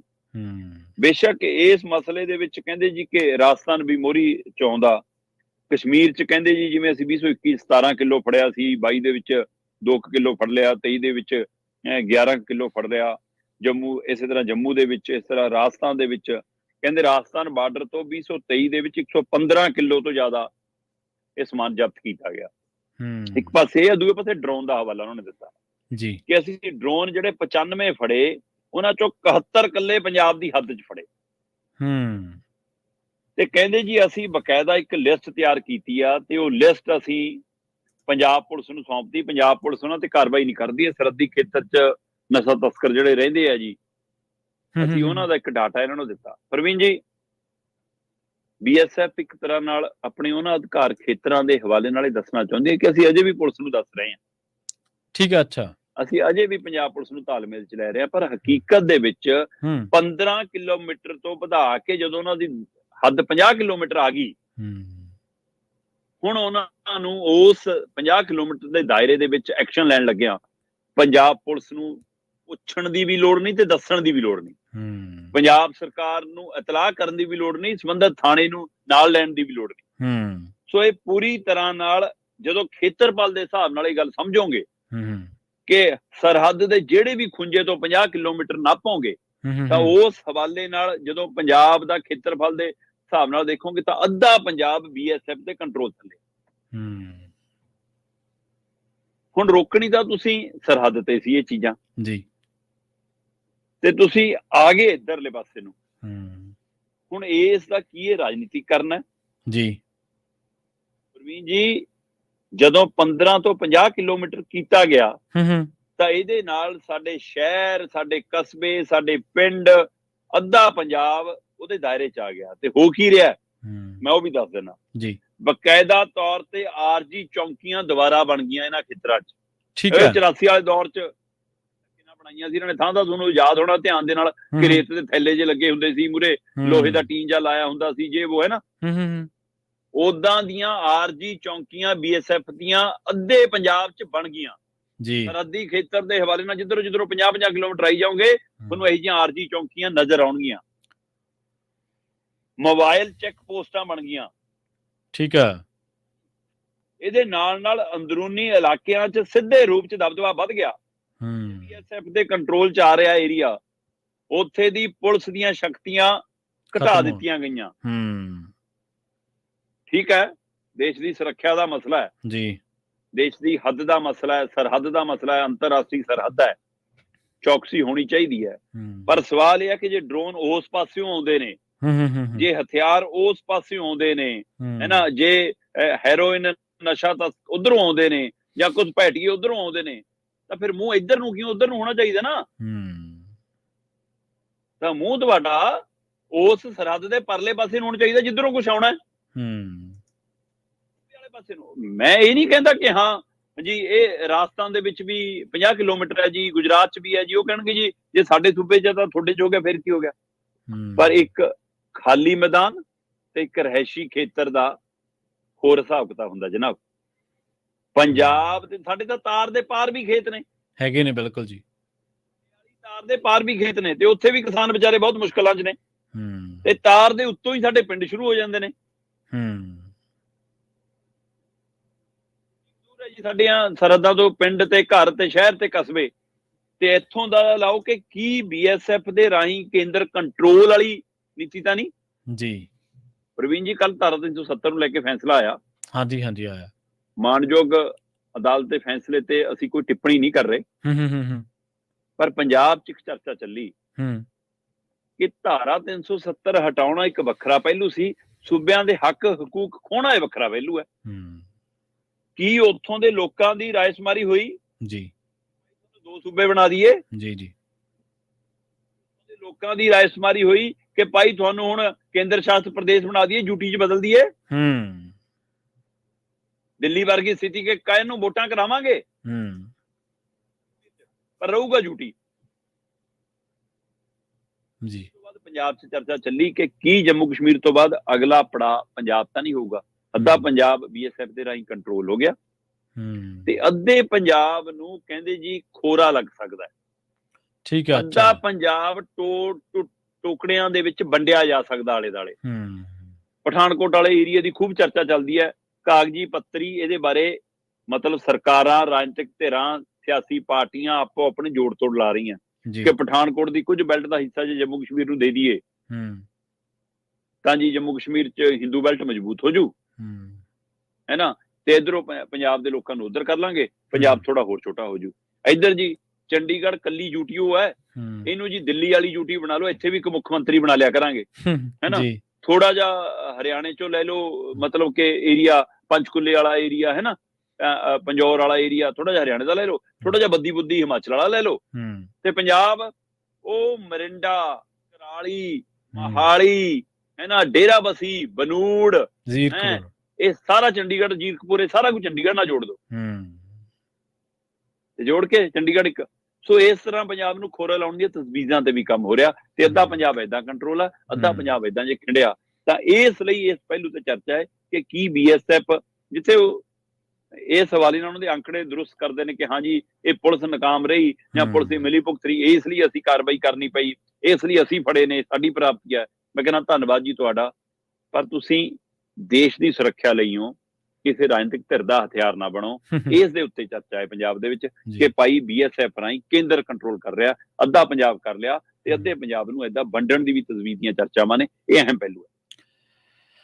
ਪੰਜਾਬੀ ਸੂਬਾ ਮੰਗਦੇ ਮੰਗਦੇ ਪੰਜਾਬੀ ਕਿੱਥੇ ਆ ਗਏ ਸ਼ਰਮਾ ਜੀ? ਇਹਨੇ ਦਹਾਕਿਆਂ ਦੇ ਵਿੱਚ ਉਹਨਾਂ ਗੱਲਾਂ, ਉਹਨਾਂ ਮੰਗਾਂ ਤੇ ਗੌਰ ਤਾਂ ਕੀ ਹੋਣੀ ਸੀ। ਉਹਨਾਂ ਮੰਗਾਂ ਦੀ ਆੜ ਦੇ ਵਿੱਚ ਜ਼ੁਲਮ ਹੋ ਗਿਆ, ਉਹਨਾਂ ਮੰਗਾਂ ਦੀ ਆੜ ਦੇ ਵਿੱਚ ਬਥੇਰਾ ਕੁਛ ਹੋ ਗਿਆ, ਪਰ ਫਿਰ ਵੀ ਪੰਜਾਬੀ ਹਲੇ ਵੀ ਆਪਦੇ ਹੱਕ ਸੱਚ ਦੀ ਗੱਲ ਕਹਿਣੋਂ ਟਲਦੇ ਨਹੀਂ, ਡਰਦੇ ਨਹੀਂ। ਅਗਲੀ ਖਬਰ ਦੇ ਵੱਲ ਵਧੀਏ ਤੇ ਗੱਲ ਕਰੀਏ ਸਰਕਾਰ ਦੀ। ਹੁਣ ਪਹਿਲਾਂ ਤਾਂ ਉਸ ਮਸਲੇ ਨੂੰ ਲੈ ਕੇ ਮਾਰ ਲਿਆ ਸੀ ਯੂ ਟਰਨ ਸ਼ਰਮਾ ਜੀ, ਪਰ ਹੁਣ ਫਿਰ ਸੁਗਬਗਾਹਟ ਹੈ, ਇੱਕ ਵਾਰ ਫਿਰ ਚਰਚਾਵਾਂ ਨੇ ਪੰਚਾਇਤੀ ਚੋਣਾਂ ਦੇ ਬਾਰੇ। ਕਿ ਜਨਵਰੀ 'ਚ ਹੋ ਜਾਣਗੀਆਂ ਪੰਚਾਇਤੀ ਚੋਣਾਂ? ਜੇ ਜਨਵਰੀ 'ਚ ਹੋਈਆਂ, ਪਾਰਾ ਪਿੰਡਾਂ ਦੀ ਸਿਆਸਤ ਦਾ ਐਂ ਹੋਣਾ ਜਿਵੇਂ ਗਰਮੀਆਂ 'ਚ ਹੁੰਦਾ। ਪ੍ਰਵੀਨ ਜੀ, ਵੈਸੇ ਤਾਂ ਪੰਚਾਇਤੀ ਚੋਣਾਂ 'ਚ ਧੱਕੇਸ਼ਾਹੀ ਸਰਕਾਰੀ ਪੱਧਰ ਤੇ ਖੂਬ ਹੁੰਦੀ ਆ ਜੀ। ਇੱਕ ਧੱਕੇਸ਼ਾਹੀ ਸਰਕਾਰੀ ਪੱਧਰ ਤੇ ਨਾਮਜ਼ਦਗੀਆਂ ਭਰਨ ਲੱਗੀ ਹੋ ਜਾਂਦੀ ਹੈ ਕਿ ਵਿਰੋਧੀਆਂ ਦੇ ਪਰਚੇ ਬਹੁਤ ਰੱਦ ਕਰਾਏ ਜਾਂਦੇ ਆ ਪੰਚਾਇਤੀ ਚੋਣਾਂ 'ਚ, ਕਾਗਜ਼ੇ ਰੱਦ ਕਰਾ ਦਿੱਤੇ ਜਾਂਦੇ ਆ। ਦੂਜਾ ਧੱਕਾ ਪੁਲਿਸ ਆਪਣੀ ਹੁੰਦੀ ਆ, ਪੁਲਿਸ ਦੇ ਕੰਟਰੋਲ 'ਚ ਹੁੰਦੀ ਆ, ਤੇ ਅਮਲਾ ਫਾਲਾ ਆਪਣਾ ਲਾਇਆ ਹੁੰਦਾ। ਪਿੰਡ ਦੇ ਮੋਹਤਬਰ ਜਿਹੜੇ ਪਾਰਟੀ ਦੇ ਨਾਲ ਖੜੇ ਹੁੰਦੇ ਨੇ, ਉਹਦਾ ਦਬਦਬਾ ਹੁੰਦਾ, ਤੇ ਉੱਥੇ ਧੱਕੇਸ਼ਾਹੀ ਖੂਬ ਚੱਲਦੀ ਹੈ, ਕੋਈ ਦੋ ਰਾਏ ਜੀ। ਪਰ ਜੇ ਪਿੰਡ ਅੜ ਕੇ ਫੈਸਲਾ ਕਰ ਲਵੇ ਅਸੀਂ ਆਪਣੀ ਮਰਜ਼ੀ ਦਾ ਸਰਪੰਚ ਪੰਚ ਚੁਣਨਾ, ਤਾਂ ਫਿਰ ਰੋਕ ਨਹੀਂ ਸਕਦੀ ਕੋਈ ਸ਼ਕਤੀ। ਹਾਂਜੀ, ਇਹ ਵੀ ਗੱਲ ਸਹੀ ਹੈ, ਜੋ ਮਰਜ਼ੀ ਕਰ ਲਓ। ਹਾਂ, ਸਰਕਾਰ ਜਿਹੜੇ ਹਵਾਲੇ ਨਾਲ ਅਗਸਤ 'ਚ ਕਾਹਲੀ ਪਈ ਸੀ, ਉਸ ਹਵਾਲੇ ਨਾਲ ਤਾਂ ਚੋਣਾਂ ਜਨਵਰੀ 'ਚ ਹੋ ਜਾਣੀਆਂ ਚਾਹੀਦੀਆਂ।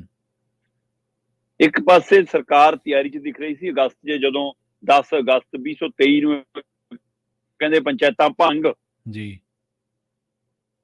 ਫੰਡ ਰੋਕ, ਸਾਡੀ ਕਾਰਵਾਈ ਸ਼ੁਰੂ, ਤੇ ਉਹ ਤਾਂ ਪਟਿਆਲੇ ਨਾਲ ਸੰਬੰਧਿਤ ਧਿਰਾਂ ਅਦਾਲਤ ਪਹੁੰਚ ਗਈਆਂ, ਤੇ ਉਹਨਾਂ ਨੇ ਅਦਾਲਤ 'ਚ ਬੂਹਾ ਖੜਕਾਇਆ, ਤੇ ਮੁੱਖ ਮੰਤਰੀ ਭਗਵੰਤ ਮਾਨ ਜੀ ਦੇ ਲਫ਼ਜ਼ਾਂ 'ਚ ਗੱਲ ਰੱਖੀ ਕਿ ਅਸੀਂ ਜੀ ਉਹ ਪੰਚਾਇਤਾਂ ਜਿਹੜੀ ਚੁਣ ਕੇ ਆਏ ਹੋਏ ਆ, ਅਸੀਂ ਜੀ ਥੋਪੇ ਹੋਏ ਨਹੀਂ, ਸਾਨੂੰ ਪਿੰਡ ਨੇ ਜਿਤਾ ਕੇ ਭੇਜਿਆ, ਵੋਟਾਂ ਪਾ ਕੇ ਭੇਜਿਆ, ਸਾਡੇ ਤੇ ਉੱਤੇ ਡਾਕਾ ਕਿਉਂ ਮਾਰ ਲਿਆ ਜੀ? ਇਹ ਸਰਕਾਰ ਨੂੰ ਕਿਹੜਾ ਅਧਿਕਾਰ ਹੈ? ਪ੍ਰਵੀਨ ਜੀ, ਪੰਚਾਇਤ ਸ਼ਕਤੀ ਵਿਧਾਨ ਸਭਾ ਲੋਕ ਸਭਾ ਨਾਲੋਂ ਵੀ ਵੱਧ ਸ਼ਕਤੀ ਰੱਖਦੀ ਹੈ ਜੇ ਗ੍ਰਾਮ ਸਭਾ ਦੇ ਰੂਪ ਸਾਹਮਣੇ ਆ ਜਾਵੇ। ਬਿਲਕੁਲ ਸਹੀ ਹੈ। ਗ੍ਰਾਮ ਸਭਾ ਦਾ ਫੈਸਲਾ ਕਿਸੇ ਅਦਾਲਤ ਦੇ ਵਿੱਚ ਵੀ ਕੋਈ ਚੈਲੰਜ ਨਹੀਂ ਗਾ, ਉਹਨੂੰ ਨਹੀਂ ਚੈਲੰਜ, ਬਿਲਕੁਲ ਸਹੀ ਪ੍ਰਵਾਨ ਹੈ ਜੀ, ਅਦਾਲਤ ਦਾ ਉਹਨੂੰ ਥਾਪੜਾ ਮਾਨਤਾ ਹੈ। ਵੱਖਰੀ ਗੱਲ ਹੈ ਕਿ ਸਰਕਾਰਾਂ ਨੇ ਅਜੇ ਤੱਕ ਪੰਚਾਇਤਾਂ ਨੂੰ ਬਣਦੇ ਉਹਨਾਂ ਦੇ 2 ਦਰਜਨ ਤੋਂ ਵੱਧ ਵਿਭਾਗ ਪਏ ਨੇ ਜਿਹੜੇ ਪੰਚਾਇਤਾਂ ਨੂੰ ਅਲਾਟ ਹੋਣੇ ਆ। ਹਾਂਜੀ, 73ਵੀਂ ਸੋਧ ਵਾਲੇ ਦਿੱਤੇ ਹੀ ਨਹੀਂ। ਪਰ ਇਸ ਮਸਲੇ ਤੇ 10 ਅਗਸਤ ਨੂੰ ਜਦੋਂ ਪਹਿਲ ਕਦਮੀ ਕਰਦੇ ਆ, ਪੰਜਾਬ ਸਰਕਾਰ ਨੇ ਸੋਚਿਆ ਕਿ ਆਪਣੀ ਪਸੰਦੀਦਾ ਸਰਪੰਚ ਹੁਣੇ ਬਣਾ ਲਈਏ, ਤੇ ਭੰਗ ਕਰਕੇ ਉਹ ਮਾਰੀ, ਤੇ ਅਦਾਲਤ ਦੇ ਵਿੱਚ ਜਦੋਂ ਮਸਲਾ ਖੜਿਆ ਨਹੀਂ ਕਿਤੇ, ਤਾਂ ਫਿਰ ਚੀਫ ਸੈਕਟਰੀ ਸਾਹਿਬ ਨੂੰ ਯੂ ਟਰਨ ਲੈਣਾ ਪਿਆ ਤੇ ਕਹਿਣਾ ਪਿਆ ਅਸੀਂ ਸਮਾਂ ਹੱਥੇ ਜਾ ਕੇ ਚੋਣਾਂ ਕਰਾਂਗੇ ਜੀ, ਅਸੀਂ ਆਪਣਾ ਫੈਸਲਾ ਵਾਪਸ ਲੈਂਦੇ ਹਾਂ। ਉਸ ਤੋਂ ਬਾਅਦ ਵਿਚਾਰੇ ਪੰਚਾਇਤ ਵਿਭਾਗ ਦੇ ਅਧਿਕਾਰੀ ਵੀ 2 ਟੰਗ ਤੇ ਐਡਵੋਕੇਟ ਜਨਰਲ ਵੀ ਟੰਗਿਆ ਗਿਆ, ਸੋ ਸਾਰਾ ਕੁਝ ਹੋਇਆ। ਪਰ ਹੁਣ ਇਹ ਗੱਲ ਦੁਬਾਰਾ ਇਸ ਲਈ ਚੱਲੀ ਕਿ ਪੰਜਾਬ ਦੇ ਚੋਣ ਕਮਿਸ਼ਨ ਨੇ ਪੰਜਾਬ ਦੇ ਸਾਰੇ ਸੰਬੰਧਿਤ ਜ਼ਿਲ੍ਹਿਆਂ ਦੇ DCਆਂ ਨੂੰ ਹਦਾਇਤ ਭੇਜਤੀ ਆ ਕਿ ਜੀ ਤੁਸੀਂ ਆਪਣੀ ਜਿਹੜੀ ਸੂਚੀ ਆ, ਵੋਟਰ ਸੂਚੀ ਆ, ਉਹਨੂੰ 7 ਜਨਵਰੀ ਤੱਕ ਪ੍ਰਕਾਸ਼ਿਤ ਕਰੋ। ਪ੍ਰਵੀਨ ਜੀ, 11 ਤੋਂ ਲੈ ਕੇ 18 ਦਸੰਬਰ ਤੱਕ ਦਾ ਸਮਾਂ ਹੈ ਸਾਰੇ ਜ਼ਿਲ੍ਹਿਆਂ ਕੋਲ, ਸਾਰੇ DC ਕੋਲ, ਕਿ ਭਾਈ ਤੁਸੀਂ ਵੋਟਰ ਸੂਚੀਆਂ ਤਿਆਰ ਕਰ ਲਓ 18 ਦਸੰਬਰ ਤੱਕ, ਤੇ 5 ਜਨਵਰੀ ਤੱਕ ਉਹਦੇ ਵਿੱਚ ਸੁਧਾਈ ਕਰਕੇ, ਉਹਦੇ ਵਿੱਚ ਸਾਰੀਆਂ ਖਾਮੀਆਂ ਪੂਰੀਆਂ ਕਰਕੇ ਉਸ ਨੂੰ ਮੁਕੰਮਲ ਕਰ ਲਓ। ਤੇ ਹੁਣ ਨੋਟੀਫਿਕੇਸ਼ਨ ਪੰਜਾਬ ਚੋਣ ਕਮਿਸ਼ਨ ਨੇ ਡੀਸੀਆਂ ਨੂੰ ਭੇਜਤਾ ਕਿ 7 ਜਨਵਰੀ ਨੂੰ ਮੈਨੂੰ ਇਹ ਲਿਸਟਾਂ ਪ੍ਰਕਾਸ਼ਿਤ ਚਾਹੀਦੀਆਂ ਜੀ। ਸੋ ਇਸ ਲਈ 5 ਜਨਵਰੀ ਤੱਕ ਇਹਦਾ ਕੰਮ ਨਿਬੜ ਜਾਣਾ ਜੀ, 6 ਤੇ 7 ਨੂੰ ਇਹ ਪ੍ਰਕਾਸ਼ਿਤ ਹੋ ਜਾਣੀ। ਇਸ ਲਈ ਚਰਚਾ ਚੱਲੀ ਆ। ਇੱਕ ਤਾਂ ਜਿਹੜੇ ਅਗਸਤ 'ਚ ਕਾਲੇ ਸੀ ਕਿ ਉਹ ਕਾਲਾਪਣ ਹੁਣ ਹੈਗਾ ਜੀ। ਕਮਿਸ਼ਨ ਦੀਆਂ ਕਾਰਵਾਈਆਂ ਨੇ, ਫਿਰ ਉਹ ਕਾਰਵਾਈਆਂ ਦੇ ਵੱਲ ਕੀ ਜਨਵਰੀ ਦੇ ਤੀਜੇ ਹਫ਼ਤੇ, ਜਨਵਰੀ ਦੇ ਆਖਰੀ ਹਫ਼ਤੇ ਜਾਂ ਫਰਵਰੀ ਦੇ ਪਹਿਲੇ ਹਫ਼ਤੇ ਪੰਜਾਬ 'ਚ ਪੰਚਾਇਤੀ ਚੋਣਾਂ ਹੋ ਜਾਣਗੀਆਂ। ਫਿਰ ਤਾਂ ਇਹ ਹੈ ਜੀ, ਜੇ ਉਹ ਹਵਾਲਾ ਦੇਖਦੇ ਹੋ ਫਿਰ ਤਾਂ ਹੋ ਜਾਣਗੀਆਂ, ਜੇ ਤਿਆਰੀ ਦੇਖਦੇ ਹੋ ਫਿਰ ਤਾਂ ਹੋ ਜਾਣਗੀਆਂ। ਪਰ ਜੇ ਅਸਲ 'ਚ ਸਰਕਾਰ ਦਾ ਪੈਮਾਨਾ ਨਾਪੋ ਤਾਂ ਸਰਕਾਰ ਲੋਕ ਸਭਾ ਚੋਣਾਂ ਤੋਂ ਬਾਅਦ ਕਰਾਉਣਾ ਚਾਹੁੰਦੀ ਆ। ਠੀਕ ਹੈ। 3 ਸੂਬਿਆਂ ਦੇ ਵਿੱਚ ਨੋਟਾਂ ਤੋਂ ਹਾਰ ਕੇ ਆਉਣ ਵਾਲੀ ਧਿਰ ਨੂੰ ਫਿਕਰ ਆ ਕਿ ਕਿਤੇ ਪੰਜਾਬ 'ਚ ਸਾਡੇ ਨਾਲ ਕੁਝ ਜੱਗੋ ਤੇਰਵੀਂ ਨਾ ਹੋ ਜਾਵੇ। ਉਹਨਾਂ ਨੂੰ ਇਹ ਵੀ ਆ ਕਿ ਇਸ ਮੌਕੇ ਅਸੀਂ ਹਰ ਪਿੰਡ ਦੇ ਵਿੱਚ 3-3 4-4 ਬੰਦਿਆਂ ਨੂੰ ਲਾਰਾ ਲਾਇਆ ਵਾ ਕਿ ਸਰਪੰਚ ਤੈਨੂੰ ਬਣਾਵਾਂਗੇ। ਜੀ ਜੀ। ਤੇ ਜੇ ਹੁਣ ਵੋਟਾਂ ਕਰਾਈਆਂ ਸਰਪੰਚ ਬਣਨਾ, ਇੱਕ ਪਤਾ ਨਹੀਂ ਉਹ ਵੀ ਸਾਡੇ ਵਾਲੇ ਚੋਂ ਬਣਨਾ ਕਿ ਕਿਹਦੇ ਵਾਲੇ ਚੋਂ ਬਣਨਾ। ਪਰ ਜੇ ਸਾਡੇ ਵਾਲਿਆਂ ਚੋਂ ਇੱਕ ਬਣ ਗਿਆ ਤੇ 3 ਰਹਿ ਗਏ, 2 ਰਹਿ ਗਏ, ਤਾਂ ਫਿਰ ਉਹ ਚੋਣਾਂ 'ਚ ਸਾਡੇ ਨਾਲ ਖੜਨਗੇ ਕਿ ਉਲਟ ਭੁਗਤਣਗੇ, ਇਹ ਨਹੀਂ ਪਤਾ। ਬਿਲਕੁਲ ਸਹੀ ਹੈ। ਅਜੇ ਤੱਕ ਸਰਕਾਰ ਇਹ ਨਹੀਂ ਤੈਅ ਕਰ ਪਾਈ ਕਿ ਜਿਵੇਂ ਪਹਿਲੀਆਂ ਪੰਚਾਇਤੀ ਚੋਣਾਂ ਹੁੰਦੀਆਂ ਉਵੇਂ ਹੀ ਕਰਾਈਏ, ਸਰਪੰਚ ਅੱਡ ਚੁਣੀਏ ਤੇ ਪੰਚ ਅੱਡ ਚੁਣੀਏ, ਜਾਂ ਇਕੱਲੇ ਪੰਚ ਚੁਣਨੀਏ ਫਿਰ ਉਹਨਾਂ ਚੋਂ ਸਰਪੰਚ ਚੁਣਨੀਏ। ਇਸ ਤਜਵੀਜ਼ ਤੇ ਵੀ ਚਰਚਾ ਚੱਲਦੀ ਹੈ। ਸੋ ਇਸ ਲਈ ਜੇਕਰ ਮੌਜੂਦਾ ਸਥਿਤੀ ਸਮਝੋਗੇ ਫਿਰ ਲੱਗੇਗਾ ਕਿ ਚੋਣਾਂ 2024 ਤੋਂ ਬਾਅਦ ਹੋਣਗੀਆਂ, ਲੋਕ ਸਭਾ ਚੋਣਾਂ ਤੋਂ ਬਾਅਦ। ਤੇ ਜੇਕਰ ਇਹ ਤਿਆਰੀ ਨੂੰ ਦੇਖੋਗੇ ਤਾਂ ਚੋਣਾਂ ਜਨਵਰੀ ਦੇ ਤੀਜੇ ਜਾਂ ਚੌਥੇ ਹਫ਼ਤੇ ਹੋ ਸਕਦੀਆਂ ਜੀ। ਤੇ ਸ਼ਰਮਾ ਜੀ ਕਹਿੰਦੇ ਵਿਕਰਮ ਮਜੀਠੀਆ ਨੂੰ ਵੀ ਆ ਗਿਆ ਲਵ ਲੈਟਰ ਜੀ। ਹਾਂ ਬਿਲਕੁਲ ਜੀ। ਵਿਕਰਮ ਮਜੀਠੀਆ ਉਹਨਾਂ ਨੇ ਖੁਦ ਲਵ ਲੈਟਰ ਉਹ ਦਿਖਾਇਆ ਕਿ ਜੀ ਆਹ ਮੈਨੂੰ ਚਿੱਠੀ ਆ ਗਈ ਜੀ। ਅਸਲ ਦੇ ਵਿੱਚ ਤਾਂ ਵਿਕਰਮ ਮਜੀਠੀਆ ਤੇ ਅੱਜ ਕੱਲ ਭਗਵੰਤ ਮਾਨ ਹੋਰੀ ਆਮੋ ਸਾਹਮਣੇ ਨੇ। ਮਤਲਬ ਅਕਾਲੀ ਦਲ 'ਚ ਜੇ ਕੋਈ ਬੋਲਦਾ ਤਾਂ ਵਿਕਰਮ ਮਜੀਠੀਆ, ਕਾਂਗਰਸ ਜੇ ਕੋਈ ਬੋਲਦਾ ਸੀ ਤਾਂ ਖਹਿਰਾ ਸੀ, ਹੈ ਨਾ। ਖਹਿਰਾ ਅੰਦਰ ਆ ਤੇ ਹੁਣ ਵਿਕਰਮ ਮਜੀਠੀਆ ਜੇ ਬਾਹਰ ਹੈ। ਕੀ ਵਿਕਰਮ ਮਜੀਠੀਆ ਨੂੰ ਦੁਬਾਰਾ ਅੰਦਰ ਭੇਜਣ ਦੀ ਤਿਆਰੀ ਹੈ? ਠੀਕ ਹੈ। ਇੱਕ ਵਾਰ ਕੇਂਦਰ ਦੇ ਹਵਾਲੇ ਨਾਲ ਜਾਇਆ ਏ ਤੇ ਇਹਨਾਂ ਦਾ ਕੇਸ ਬੇਸ਼ੱਕ ਪੁਰਾਣਾ ਮਾਮਲਾ ਚੱਲਦਾ ਹੈ, ਉਸੇ ਮਾਮਲੇ ਦਾ ਹਵਾਲਾ ਦਿੱਤਾ ਜੀ ਕਿ 18 ਤਰੀਕ ਨੂੰ ਪਟਿਆਲੇ ਆ ਜਾਓ, ਆ ਕੇ ਪੇਸ਼ ਹੋਵੋ। ਤੇ ਕਹਿੰਦੇ ਜੀ ਇਹ ਸਾਰਾ ਕੁਝ ਮੇਰੇ ਖਿਲਾਫ ਇਸ ਲਈ ਹੈ ਕਿ ਮੈਂ ਇਹਨਾਂ ਦੇ ਰਾਜ ਖੋਲਦਾ ਰਹਿਣਾ ਜੀ, ਮੈਂ ਇਹਨਾਂ ਦੀਆਂ ਮਾਈਨਿੰਗ ਵਾਲਾ ਖੋਲਤਾ ਕਿ ਗੈਰ ਕਾਨੂੰਨੀ ਮਾਈਨਿੰਗ ਅਜੇ ਵੀ ਚੱਲਦੀ ਹੈ ਜੀ। ਫਿਰ ਉਹ ਦਾਅਵਾ ਕਰ ਰਹੇ ਨੇ ਕਿ ਹਜੇ ਵੀ ਮਤਲਬ ਕਿ ਗਾਦ ਕੱਢਣ ਦੇ ਨਾਂ ਤੇ ਰੋਪੜ ਜ਼ਿਲ੍ਹੇ ਦੇ ਵਿੱਚ ਇੱਕ ਗੈਰ ਕਾਨੂੰਨੀ ਮਾਈਨਿੰਗ ਹੋ ਰਹੀ ਹੈ। ਉਹ ਕਹਿੰਦੇ ਜੀ ਮੈਂ ਸੀਰਤ ਮਾਨ ਵਾਲੇ ਮਾਮਲੇ ਦੇ ਵਿੱਚ ਮਤਲਬ ਕਿ ਧਿਰ ਬਣ ਕੇ ਖੜੇ ਆ ਕਿ ਹਾਂ ਉਸ ਬੱਚੀ ਨਾਲ ਧੱਕਾ ਹੋਇਆ, ਉਸ ਧੀ ਦਾ ਕੀ ਕਸੂਰ ਹੈ, ਤੁਹਾਡੀ ਲੜਾਈ ਆਦਮੀ ਤੀਵੀਂ ਦੀ ਹੋ ਸਕਦੀ ਹੈ ਨਾ, ਪਰ ਬੱਚੇ ਤਾਂ ਸਾਂਝੀ ਰਹਿੰਦੇ ਹੁੰਦੇ ਨੇ, ਬੱਚਿਆਂ ਨਾਲ ਤਲਾਕ ਥੋੜਾ ਹੁੰਦਾ। ਤੇ ਉਹ ਬੱਚੇ ਦੀ ਪੀੜ ਕਿਸੇ ਨੇ ਸੁਣੀ ਹੋਣੀ, ਇਸ ਲਈ ਕਹਿੰਦੇ ਜੀ ਮੈਨੂੰ ਤਾਂ ਪਤਾ ਹੀ ਸੀ ਮੈਨੂੰ ਇਹ ਲਵ ਲੈਟਰ ਆਊਗਾ। ਤੇ ਹੁਣ ਇਹ ਕਹਿੰਦੇ ਜੀ ਮੈਨੂੰ ਲਵ ਲੈਟਰ ਆ ਗਿਆ। ਪਰ ਉਹ ਕਹਿੰਦੇ ਮੇਰੇ ਲਈ ਰਾਹਤ ਵਾਲੀ ਗੱਲ ਇਹ ਹੈ ਕਿ ਮੇਰੀ ਧਰਮ ਪਤਨੀ ਨੂੰ ਜਿਵੇਂ ਝੂਠਾ ਫਸਾ ਰਹੇ ਸੀ, ਉਸ ਮਾਮਲੇ 'ਚ ਹਾਈ ਕੋਰਟ ਤੋਂ ਮੈਨੂੰ ਰਾਹਤ ਮਿਲ ਗਈ, ਸਟੇ ਲੱਗ ਗਈ ਉਹਦੇ ਪਰ। ਤੇ ਪਰ ਕਹਿੰਦੇ ਜੀ ਮੈਂ ਤਿਆਰ ਹਾਂ, ਮੈਨੂੰ ਪਤਾ ਤਾਂ ਸੀ ਕਿ ਸੱਦਾ ਆਉਣਾ, ਪਰ ਮੈਨੂੰ ਇਹ ਸੀ ਕਿ ਸੱਦਾ ਕਹਿੰਦੇ ਮੁੱਖ ਮੰਤਰੀ ਜੀ ਆਪ ਭੇਜਣਗੇ, ਪਰ ਇਹ ਤਾਂ ਜੀ ਪੁਲਿਸ ਨੇ ਭੇਜਿਆ ਕਹਿੰਦੇ। ਸੋ ਇਸ ਲਈ ਉਹ ਹੁਣ ਸ਼ੈਲੀ ਪ੍ਰਵੀਨ ਜੀ ਪੰਜਾਬ ਦੇ ਸਾਰੇ ਸਿਆਸਤਦਾਨ ਗਵਾ ਚੁੱਕੇ ਨੇ, ਬੋਲ ਸਾਰਿਆਂ ਦੇ ਲੀ ਤੋਂ ਲੱਥ ਚੁੱਕੇ ਨੇ। ਬਿਲਕੁਲ। ਸੋ ਜਿਹੀ ਜੀ ਇੱਥੋਂ ਤੱਕ ਕਿ ਸੀਰਤ ਮਾਨ ਦੇ ਮਾਮਲੇ ਦੇ ਵਿੱਚ ਜੋ ਆਈਟੀ ਸੈੱਲਾਂ ਨੇ ਕੀਤਾ, ਮੁੱਖ ਮੰਤਰੀ ਸਾਹਿਬ ਇੰਨਾ ਤਾਂ ਕਰ ਸਕਦੇ ਸੀ ਨਾ ਕਿ ਭਾਈ ਮੇਰੀ ਧੀ ਆ, ਜਿਹਨੇ ਆਡਾ ਲੈਣਾ ਮੇਰੇ ਨਾਲ ਲਓ, ਮੈਨੂੰ ਸਵਾਲ ਕਰੋ। ਹੈ ਵਿਰੋਧੀ ਧਿਰਾਂ ਨੇ ਉਸ ਵੀਡੀਓ ਨੂੰ ਹਥਿਆਰ ਵਜੋਂ ਵਰਤਿਆ ਜੀ ਜੀ। ਧਾਰੀ ਧਿਰ ਚੁੱਪ ਕਰ ਗਈ, ਪਰ ਆਈਟੀ ਸੈੱਲ ਸਰਗਰਮ ਨੇ। ਹੁਣ ਆਈਟੀ ਸੈੱਲ ਕਿਹਦੇ ਨੇ? ਇਹ ਕਿਹੜੀ ਪਾਰਟੀ ਦੇ ਨੇ, ਕਿਹੜੀ ਧਿਰ ਦੇ ਨੇ? ਜੋ ਉਹਨਾਂ ਨੇ ਪੰਜਾਬ ਦੀ ਉਸ ਧੀ ਬਾਰੇ ਬਕਵਾਸ ਕੀਤੀ ਉਹ ਬਰਦਾਸ਼ਤਯੋਗ ਨਹੀਂ ਆ ਜੀ। ਤੇ ਮੁੱਖ ਮੰਤਰੀ ਸਾਹਿਬ ਨੂੰ ਇਸ ਤੇ ਸਖਤ ਹੋਣਾ ਚਾਹੀਦਾ ਸੀ। ਜੇ ਬਾਹਰਲੇ ਆਈਟੀ ਸੈੱਲ ਕਰ ਰਹੇ ਨੇ ਤਾਂ ਵੀ, ਜੇ ਉਹਨਾਂ ਦੇ ਅੰਦਰੋਂ ਆਈਟੀ ਸੈੱਲ ਕਰ ਰਿਹਾ ਤਾਂ ਵੀ। ਲੀਡਰਾਂ ਦੀ ਬੋਲੀ ਤਾਂ ਆਪਾਂ ਦੇਖਦੇ ਹਾਂ, ਕੋਈ ਕਹਿੰਦਾ ਆਪਣੀ ਭੈਣ ਨਾਲ ਬੈਠ ਕੇ ਦਿਖਾ, ਕੋਈ ਕਹਿੰਦਾ ਆਪਣੀ ਧੀ ਨਾਲ ਬੈਠ ਕੇ ਦਿਖਾ, ਹੈ ਨਾ। ਕਿੱਥੋਂ ਤੱਕ ਅਸੀਂ ਆ ਗਏ ਹਾਂ। ਪੰਜਾਬ ਦੀ ਸਿਆਸਤ ਦੇ ਵਿੱਚ ਰਿਸ਼ਤਿਆਂ ਨੇ ਆਪਣੀ ਕਦਰ ਗਵਾ ਲਈ ਹੈ, ਅਫਸੋਸਜਨਕ ਬੱਤਾ ਜੀ। ਤੇ ਜਾਂਦਿਆਂ ਦੀ ਗੱਲ ਕਰੀਏ ਸ਼ਰਮਾ ਜੀ, ਪ੍ਰਵਾਸ ਦੀ, ਪ੍ਰਵਾਸ ਹਾਲਾਤਾਂ ਦੇ ਮੁਤਾਬਕ ਇੱਕ ਮਜਬੂਰੀ ਬਣ ਗਿਆ। ਸੁਨਹਿਰੇ ਭਵਿੱਖ ਦੀ ਤਲਾਸ਼ ਸਟੂਡੈਂਟ ਵੀ ਕਰਦੇ ਨੇ ਤੇ ਹੋਰ ਲੋਕ ਵੀ ਕਰਦੇ ਨੇ। ਕੈਨੇਡਾ ਤੋਂ ਬਾਅਦ ਕਹਿੰਦੇ ਹੁਣ ਆਸਟ੍ਰੇਲੀਆ ਜਾਣਾ ਵੀ ਪੰਜਾਬੀਆਂ ਦੇ ਲਈ ਔਖਾ ਹੋ ਗਿਆ ਜੀ। ਬਿਲਕੁਲ ਪ੍ਰਵੀਨ ਜੀ, ਪਿਛਲੇ ਦਿਨੀ ਆਪਾਂ ਗੱਲ ਕਰਕੇ ਹਟੇ ਹਾਂ। ਕੈਨੇਡਾ ਦੇ ਵਿੱਚ ਇੱਕ ਪਾਸੇ ਪਹਿਲਾਂ ਉੱਥੋਂ ਦੇ ਜਿਹੜੇ ਪਰਮਿਟ ਫੀਸ ਹੈ ਉਹ 'ਚ ਵਾਧਾ ਕੀਤਾ ਗਿਆ, ਫਿਰ ਹੁਣ ਜਿਹੜੇ ਇੰਟਰਨੈਸ਼ਨਲ ਵਿਦਿਆਰਥੀਆਂ ਨੇ ਜਾਣਾ ਹੈ ਉਹਨਾਂ ਦੇ ਲਈ ਸਿੱਧਾ 6 ਲੱਖ ਤੋਂ 6.5 ਲੱਖ ਤੱਕ ਦਾ ਖਰਚਾ ਪ੍ਰਤੀ ਵਿਦਿਆਰਥੀ ਵੱਧ ਗਿਆ ਪੰਜਾਬ 'ਚ, ਜਦੋਂ ਉਹਨਾਂ ਨੇ ਇੰਟਰਨੈਸ਼ਨਲ ਸਟੂਡੈਂਟ ਫੰਡ ਹੈ ਜਿਹੜਾ ਉਹਦੇ ਵਿੱਚ ਸਿੱਧਾ $10,000 ਦਾ ਵਾਧਾ ਕਰਦਿਆਂ ਹੋਇਆਂ ਉਸ ਨੂੰ $20,635 ਕਰਤਾ। 10,000 ਤੋਂ ਵਧਾ ਕੇ $20,635 ਕਰਤਾ। ਉਹਦੇ ਨਾਲ 6 ਲੱਖ 20,000 30,000 ਕਰੀਬ ਸਿੱਧਾ ਹਰ ਵਿਦਿਆਰਥੀ ਤੇ 1.5 ਲੱਖ ਵਿਦਿਆਰਥੀ ਦਾ ਅੰਦਾਜ਼ਾ ਲਾਇਆ ਜਾਂਦਾ। ਹਾਂਜੀ ਪਰ ਪਿਛਲੇ ਦਿਨੀ ਕੈਨੇਡਾ ਦੇ ਵਿੱਚ ਹੁਣ ਫੀਸ ਵਧਣ ਦਾ ਮਾਮਲਾ ਤਾਂ ਚਲੋ ਹੁਣ ਆਇਆ, ਇਹ ਤੋਂ ਪਹਿਲਾਂ ਕੈਨੇਡਾ ਦੀ ਜਿਹੋ ਜਿਹੀ ਆਰਥਿਕ ਸਥਿਤੀ ਆ, ਜਿਹੋ ਜਿਹੀ ਉੱਥੋਂ ਦੀਆਂ ਖਬਰਾਂ ਆਉਂਦੀਆਂ, ਜਿਹੋ ਜਿਹੇ ਉੱਥੇ ਦੇ ਹਾਲਾਤ ਸਾਹਮਣੇ ਆਉਂਦੇ ਨੇ, ਉਹ ਤੋਂ ਬਾਅਦ ਥੋੜਾ ਜਿਹਾ ਮੋਹ ਭੰਗ ਹੋਣਾ ਸ਼ੁਰੂ ਹੋਇਆ ਪੰਜਾਬੀਆਂ ਦਾ। ਕੈਨੇਡਾ ਦੀ ਬਜਾਏ ਉਹ ਆਸਟ੍ਰੇਲੀਆ, ਨਿਊਜ਼ੀਲੈਂਡ ਜਾਂ ਹੋਰ ਮੁਲਕਾਂ ਦਾ ਰੁਖ ਕਰਨ ਲੱਗੇ ਨੇ। ਪਰ ਹੁਣ ਆਸਟ੍ਰੇਲੀਆ ਕਹਿੰਦਾ ਜੀ ਅਸੀਂ ਵੀ ਸਖਤ ਹੋ ਜਾਣਾ। ਠੀਕ ਹੈ। ਅਸਲ ਦੇ ਵਿੱਚ ਆਸਟ੍ਰੇਲੀਆ ਦਾ ਅੰਦਾਜ਼ਾ ਲੱਗ ਰਿਹਾ ਕਿ ਇਸ ਸਾਲ 2022-23 ਦੇ ਹਵਾਲੇ ਨਾਲ 5 ਲੱਖ ਤੋਂ ਵੱਧ ਉਹਨਾਂ ਕੋਲ ਇੰਟਰਨੈਸ਼ਨਲ ਵਿਦਿਆਰਥੀ ਪਹੁੰਚ ਰਿਹਾ। ਠੀਕ ਹੈ। ਤੇ ਉਹ ਆਉਂਦੇ ਅਗਲੇ 1 ਸਾਲ 2 ਸਾਲ ਤੱਕ ਉਹ ਅੰਕੜੇ ਨੂੰ ਘਟਾ ਕੇ 2.5 ਲੱਖ ਤੇ ਲਿਆਉਣਾ ਚਾਹੁੰਦੇ ਆ। ਉਹ ਕਹਿੰਦੇ ਸਾਡੇ ਕੋਲ ਵਿਦਿਆਰਥੀ ਆਵੇ, ਸਾਡੇ ਕੋਲ ਸਕਿਲਡ ਲੇਬਰ ਆਵੇ, ਪਰ ਵਿਦਿਆਰਥੀ ਉਹ ਆਵੇ ਜਿਹੜਾ ਪੜ੍ਹਨ ਆ ਰਿਹਾ, ਸਕਿਲਡ ਲੇਬਰ ਉਹ ਆਵੇ ਜਿਹੜੀ ਆਪਣੇ ਕੰਮ 'ਚ ਨਿਪੁੰਨ ਹੈ। ਠੀਕ ਹੈ। ਕਹਿੰਦੇ ਜੀ ਅੱਧੇ ਵਿਦਿਆਰਥੀ ਤਾਂ ਤੇ ਇਸ ਹਿਸਾਬ ਨਾਲ ਆਉਂਦੇ ਨੇ ਕਿ ਆਪਾਂ ਕੱਚੇ ਪੱਕੇ ਜੋ ਨਾ ਅੰਗਰੇਜ਼ੀ ਚੱਜ ਨਾਲ ਆਉਂਦੀ, ਨਾ ਬੈਂਡ ਚੱਜ ਨਾਲ ਆਉਂਦੇ, ਜੇ ਹੋ ਸਕਦਾ ਹੁਣ ਇਹ ਪੈਮਾਨਾ ਵੀ ਬਦਲਣ, ਆਪਣਾ ਨਿਯਮ ਵੀ ਸਖਤ ਕਰਨ ਵਿਦਿਆਰਥੀਆਂ ਲਈ ਵੀ। ਤੇ ਉਹ ਕਹਿੰਦੇ ਜੀ ਅੱਧ ਸਕਿਲਡ ਲੇਬਰ ਤਾਂ ਅਸੀਂ ਜਮਾ ਨਹੀਂ ਲੈਣੀ ਜੀ, ਕੱਚੇ ਪੱਕੇ ਵਿਦਿਆਰਥੀ ਅਸੀਂ ਜਮਾ ਨਹੀਂ ਲੈਣੇ।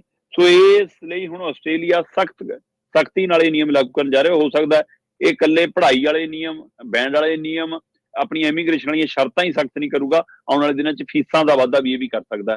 ਸੋ ਇਸ ਲਈ ਹੁਣ ਕੈਨੇਡਾ ਤੋਂ ਬਾਅਦ ਆਸਟ੍ਰੇਲੀਆ ਦੇ ਰਾਹ ਵੀ ਔਖੇ ਹੁੰਦੇ ਜਾ ਰਹੇ ਜੀ। ਸ਼ਰਮਾ ਜੀ, ਇਹਨਾਂ ਖਾਸ ਖਬਰਾਂ ਤੇ ਖਾਸ ਜਾਣਕਾਰੀਆਂ ਦੇ ਲਈ ਤੁਹਾਡਾ ਬਹੁਤ ਬਹੁਤ ਧੰਨਵਾਦ ਜੀ। ਬਹੁਤ ਸ਼ੁਕਰੀਆ ਜੀ। ਪ੍ਰੋਗਰਾਮ ਖਬਰ ਤੇ ਨਜ਼ਰ ਨੂੰ ਆਪਾਂ ਇੱਥੇ ਸਮਾਪਤ ਕਰਾਂਗੇ। ਜੁੜੇ ਰਹੋ ਪੰਜਾਬੀ ਰੇਡੀਓ USA ਦੇ ਨਾਲ। ਬਹੁਤ ਬਹੁਤ ਧੰਨਵਾਦ। ਸਤਿ ਸ੍ਰੀ ਅਕਾਲ। ਪੰਜਾਬੀ ਰੇਡੀਓ USA ਤੇ ਪ੍ਰੋਗਰਾਮਾਂ ਦਾ ਸਿਲਸਿਲਾ ਲਗਾਤਾਰ ਜਾਰੀ।